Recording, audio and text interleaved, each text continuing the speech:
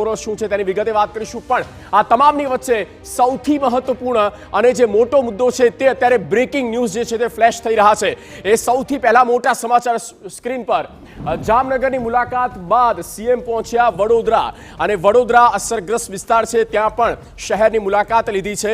પૂરગ્રસ્ત વિસ્તારની મુલાકાતે સીએમ ભૂપેન્દ્ર પટેલ પૂર અસરગ્રસ્તો સાથે ભૂપેન્દ્ર પટેલે મુલાકાત કરી અને અસરગ્રસ્ત સાથે મુલાકાત બાદ અધિકારીઓ સાથે બેઠક કરવામાં આવી।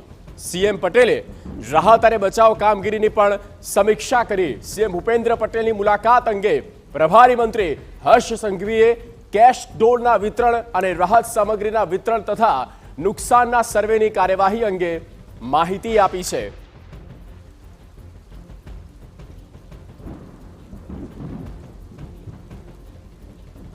તૂટેલા રસ્તાઓના સમારકામ પણ તાત્કાલિક કરવાનો આદેશ આપવામાં આવ્યો છે।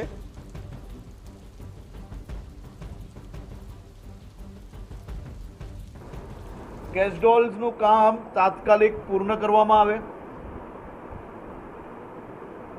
રાશનની કીટો મોટા પાયે આદરણીય મુખ્યમંત્રી શ્રી દ્વારા મોકલવામાં આવી છે, તેને તાત્કાલિક જરૂરિયાતમંદોમાં વિતરણ કરવામાં આવે।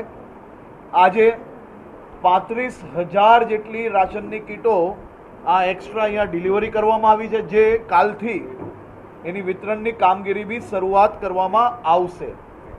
સાથે સાથે નુકસાનનું જે સર્વે છે એ સર્વે માટે હાલની ટીમમાં હજી 400 લોકોનો વધુ ઉમેરો કરીને આ નુકસાનનું સર્વે તાત્કાલિક પૂર્ણ કરીને રાજ્ય સરકારમાં આપવામાં આવે, જેનાથી રાજ્ય સરકાર નુકસાનનો અંદાજો લગાડીને પેકેજ નક્કી કરી શકે।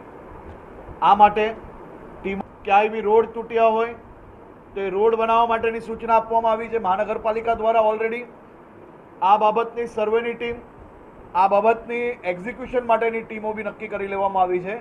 આ રોડોના કામ, નાના મોટા ખાડા પડ્યા હોય, રોડ તૂટ્યા હોય, આ બધા જ કામો યુદ્ધના ધોરણે પૂર્ણ કરવા માટેની